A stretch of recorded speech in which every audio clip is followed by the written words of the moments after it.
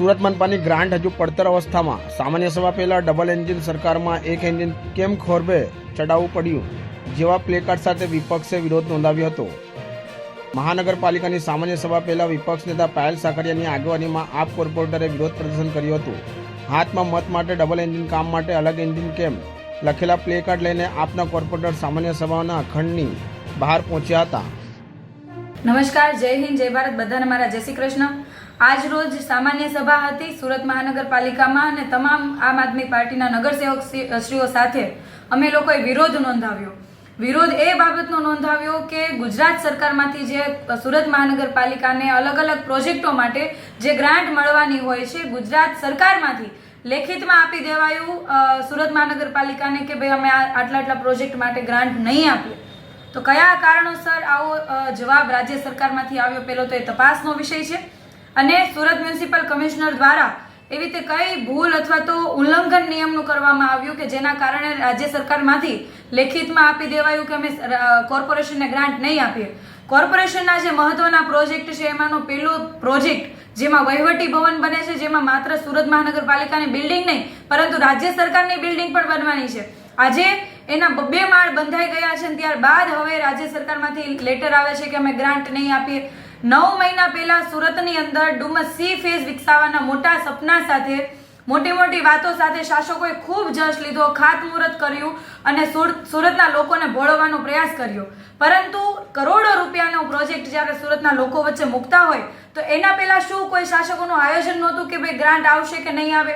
આપણી પાસે પૈસા હોય પછી આપણે કોઈ કામગીરી કરીએ તો બરાબર છે. આપણને ખબર છે કે સુરત મહાનગરપાલિકાએ આમ જોવા જઈએ તો દેવાળું ફૂંકી દીધું છે, કેમ કે 51% મહેકમે અત્યારે સુરત મહાનગરપાલિકા પહોંચ્યું છે. છતાં પણ જ્યારે આ મોટા પ્રોજેક્ટોની વાત આવે, સુરત મહાનગરપાલિકા હર હંમેશ રાજ્ય સરકાર અને કેન્દ્ર સરકારની ગ્રાન્ટ ઉપર નિર્ભર હોય છે. જૂની ગ્રાન્ટો હજી આવી નથી તો નવીની શું અપેક્ષા રાખી શકાય? અમથા તો મોટા વાયદાઓ કરતા હોય છે ભાજપી શાસકો કે ભાઈ ટ્રિપલ એન્જિનની સરકાર, ડબલ એન્જિનની સરકાર, પરંતુ આ માત્ર મત લેવા માટે હોય છે કે અમારી ડબલ એન્જિનની સરકાર છે. જ્યારે કામ કરવાની વાત આવે ત્યારે એન્જિન અલગ થઈ જતા હોય છે. એનો ઉત્તમ નમૂનો છે.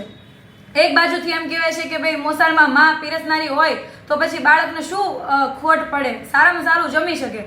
પરંતુ અહીંયા તો ઊંધું થયું છે. અહીંયા તો સુરતના શાસકોએ વરઘોડો કાઢ્યો અને માં જ નહીં આવી, એટલે કે મોસાળ પક્ષમાંથી કોઈ આવ્યું જ નહીં. હવે વરઘોડો આગળ લઈ જાઓ નહીં લઈ જાઓ એમાં તો બધા અટવાઈ ગયા છે. એટલે અમારી શાસકોને અને કમિશનરને એટલી વિનંતી ને રજૂઆત છે કે આના પછીના હવે કોઈ પણ પ્રોજેક્ટો લાવો. અત્યારે સુરત મહાનગરપાલિકાની પરિસ્થિતિ ખૂબ કપરી, આર્થિક પરિસ્થિતિ ખૂબ કપરી છે. તિજોરીની અંદર તળિયે પહોંચી ગયા છે આપણા જે લોકોએ ટેક્સ ભર્યા છે એના રૂપિયા. તો હવે ખોટી રીતે બગાડવાની જગ્યાએ યોગ્ય જગ્યાએ વાપરો અને સાથે સુરત મહાનગરપાલિકાની પ્રાથમિક સુવિધાઓ જે હજી સુધી ઘણી બધી સોસાયટીમાં નથી પહોંચી, તમામ જગ્યાઓ પર વાપરવામાં આવે. અને આ જે પ્રોજેક્ટો આપણે મૂક્યા છે એની ગ્રાન્ટ તાત્કાલિક ધોરણે અથવા તમારે જે કંઈ પત્રવ્યવહાર કરવો પડે પત્રવ્યવહાર કરીને, શાસકોને પણ કહીએ છીએ કે પત્રવ્યવહાર કરીને તમે ત્યાંથી ગ્રાન્ટ લઈ આવો. અને જો તમારાથી ગ્રાન્ટ ના લવાતી હોય તો અમને કહો, અમે તમારી સાથે વાટકાઓ લઈને આપણે સચિવાલયમાં તમામ કોર્પોરેટરો અને મેયરશ્રી સાથે ત્યાં બેસીશું અને રાજ્ય સરકાર પાસેથી ગ્રાન્ટ આપીશું. કેમ કે સુરતના લોકો ટેક્સના રૂપિયા જીએસટી હોય કે અન્ય ટેક્સ થકી રાજ્ય સરકારમાં ચૂકવે છે અને કેન્દ્ર સરકારમાં ચૂકવે છે. તો સુરતના જ્યારે પ્રોજેક્ટોનું નિર્માણ થતું હોય ત્યારે રાજ્ય સરકારની પણ એટલી જવાબદારી બને છે કે સુરતના કામની અંદર સહયોગ આપે, નહીં કે ખોટી મતલબ ના પાડી દે કે ભાઈ અમારી પાસે પૈસા નથી અથવા તો અમે આ પ્રોજેક્ટ માટે નહીં આપી શકીએ. જય હિન્દ, જય ભારત.